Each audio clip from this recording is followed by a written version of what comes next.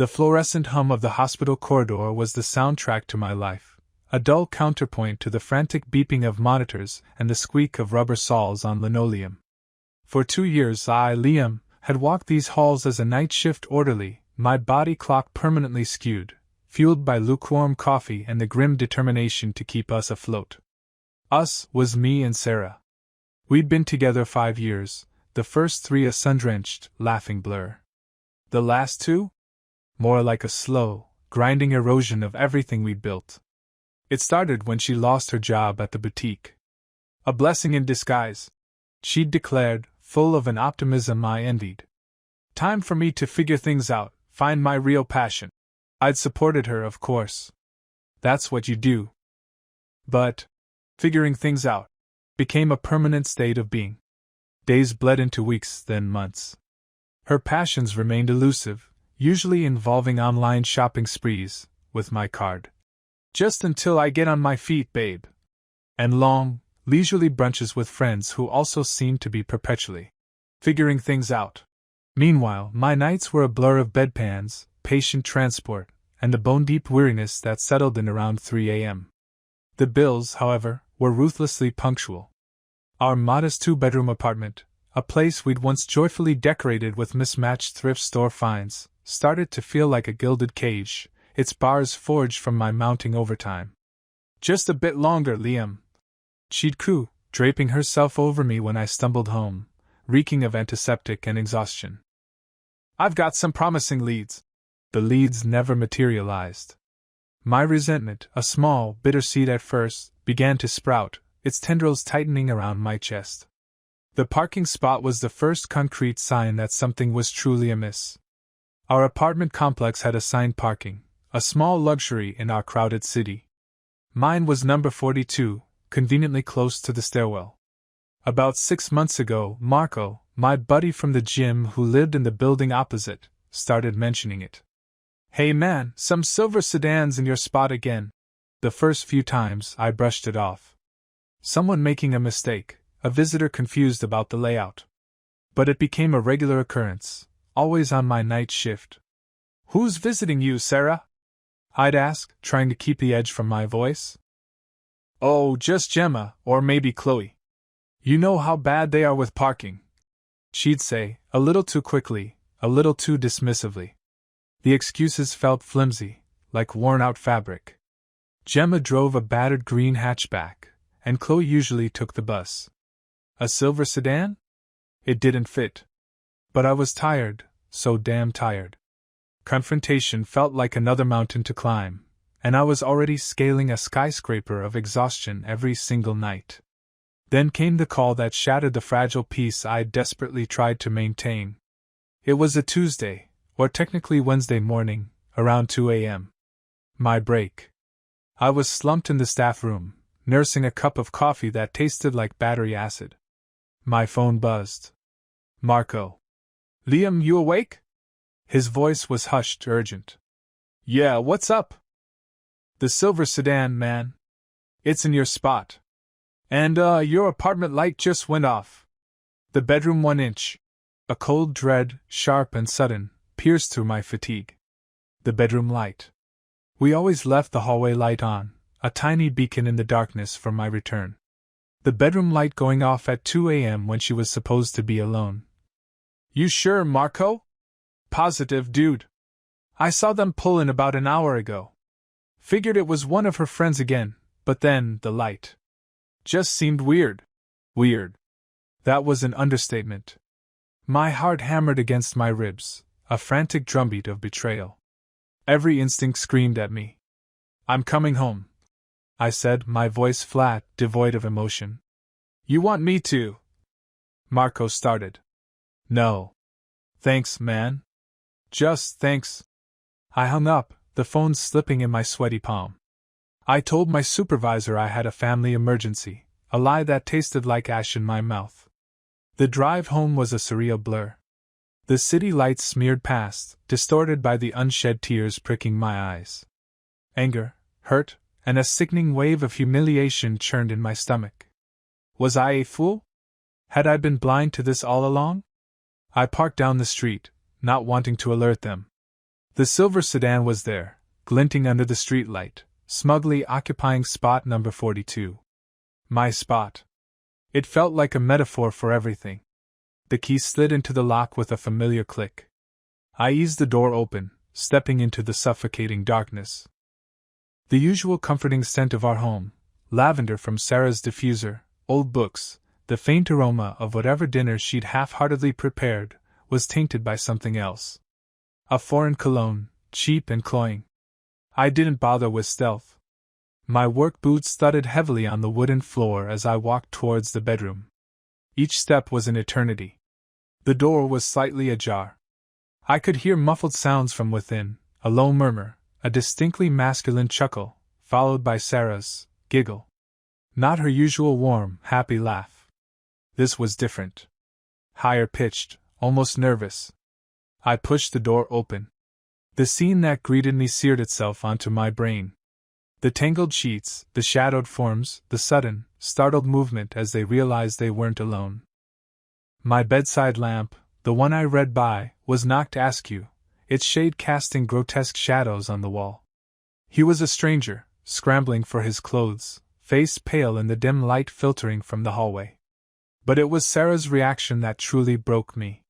She propped herself up on an elbow, hair disheveled, a sheet clutched to her chest. And she looked at me, at the devastation surely etched on my face. And she laughed. Not a giggle this time.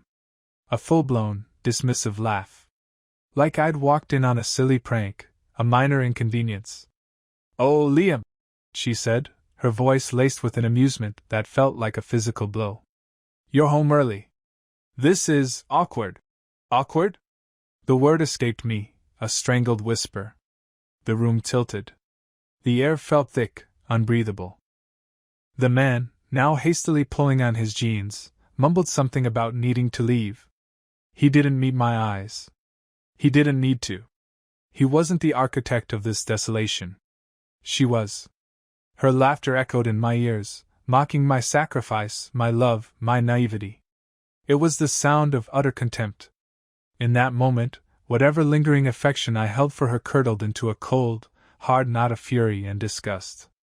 I didn't shout. I didn't break things.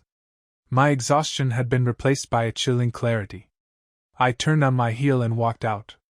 Out of the bedroom, out of the apartment, out of the life we had shared. I didn't look back. I spent what was left of the night on Marco's couch, the events replaying in my mind like a horror film.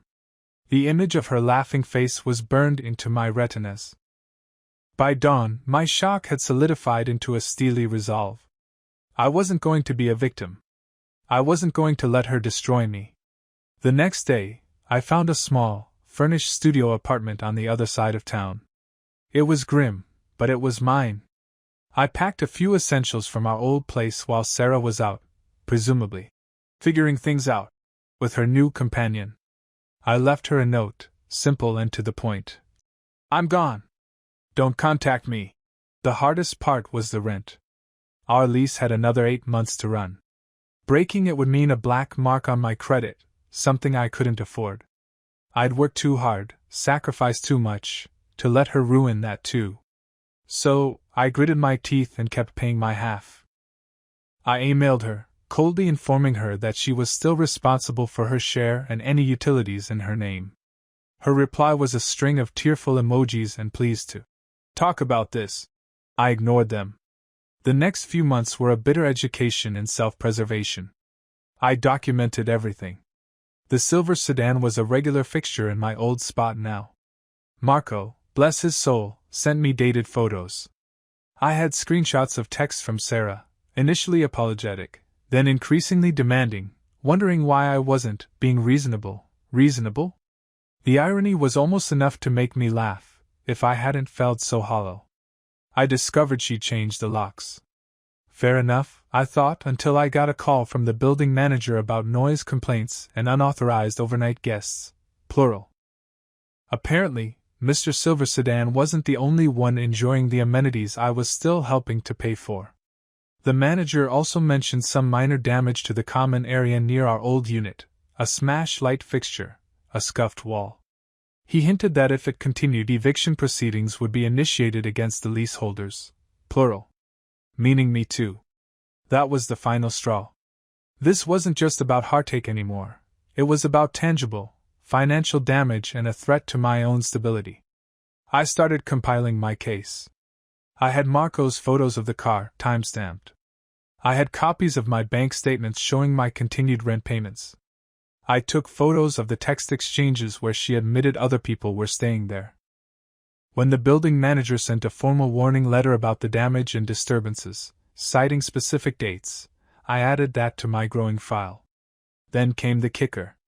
One weekend, I had to retrieve a piece of important mail accidentally sent to the old address. I coordinated with the building manager to gain access. As per the lease, I was still a legal tenant, after all. Sarah wasn't home. The apartment was a disaster. Not just messy, but damaged. There were cigarette burns on the sofa we'd bought together, a wine stain blooming like a grotesque flower on the pale rug, and a crack in the bathroom mirror. I took meticulous photos of everything. My heart ached, not for Sarah, but for the innocent belongings, symbols of a life I'd believed in. I even filed a police report for the property damage, citing an unknown guest as the likely perpetrator, as Sarah was the primary occupant. The officer was sympathetic, especially when I explained the ongoing issues with unauthorized guests. The report added another layer of official documentation.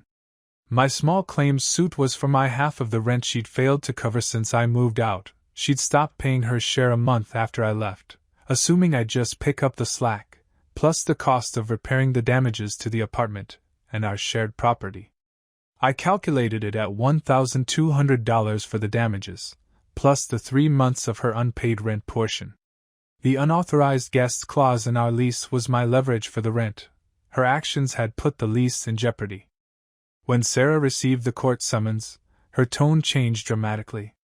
The dismissive anger vanished, replaced by a frantic panic. Suddenly she wanted to talk, to work things out, to apologize properly. "Liam, please," she messaged, a barrage of texts. "Can't we just settle this? I don't have that kind of money. It was a mistake. I was lonely." Her excuses were pathetic, transparent. "Too late, Sarah," I typed back, my fingers steady. "We'll let the judge decide." The courtroom was small and personal. Fluorescent lights again, it seemed they were destined to be the backdrop to the ugliest chapters of my life. I wore a borrowed suit, feeling self-conscious but determined. Sarah arrived late, flustered, with her sister in tow for moral support. She looked smaller, less confident than I remembered, the bravado gone. I presented my case calmly, methodically. The photos of the car in my spot. The texts. The building manager's letters. The police report. The itemized list of damages with estimated repair costs. My bank statements showing my consistent rent payments versus her lack thereof. I laid out the timeline, the breach of our lease agreement due to unauthorized long-term guests, and the subsequent damages and disturbances that put us both at risk of eviction and financial penalties. Sarah's defense was emotional. Tears, pleas of ignorance. "I didn't know they'd do that." Attempts to paint me as vengeful. She tried to say the damage was wear and tear. The judge, a stern-faced woman with tired eyes, listened patiently, occasionally asking pointed questions. "Ms. Walker," the judge said, peering over her glasses at Sarah, "did you or did you not have guests residing in the apartment who were not on the lease, contrary to the terms Mr. Hayes has presented?" Sarah stammered. "Well, yes, but—" "And were you aware of the damage being done to the property?" "Some of it. I mean, accidents happen. Accidents you didn't report or offer to pay for, and which occurred while Mr. Hayes was no longer residing there but was still contributing to the rent." Silence. The judge didn't need long to deliberate. She found in my favor. Sarah was ordered to pay me for her share of the outstanding rent. And for the damages? The full $1,200. The gavel fell with a sharp crack that resonated more deeply than I expected. It wasn't a sound of triumph, not exactly. It was a sound of closure. Sarah's face crumpled. As we filed out, She rushed towards me, eyes wide with desperation. Liam, please! I can't pay that. We can make a deal, right? I'll pay you back in installments, anything. Don't do this to me. Her sister hovered nearby, looking embarrassed. I looked at her, really looked at her. The woman I had loved, who had shared my bed, my dreams, my struggles. The woman who had laughed in my face as my world shattered. It's too late for deals, Sarah, I said, my voice quiet but firm. The judge made her decision. I walked away, leaving her standing there, the weight of her choices finally crashing down upon her. A few weeks later, I heard through Marco that Sarah had been formally evicted. The judgment against her, combined with her inability to pay the back rent owed to the landlord, my payments had only covered my half, as per the judgment, leaving her half still delinquent to the property management, had sealed her fate. She had to move back in with her sister, into a cramped spare room, her figuring things out period having come to an abrupt and ignominious end. The money eventually trickled in, garnished from a part-time job she'd finally been forced to get. It didn't make me rich. It didn't erase the pain or the betrayal. But holding that check, and later, seeing the final payment clear, felt like a tangible form of justice.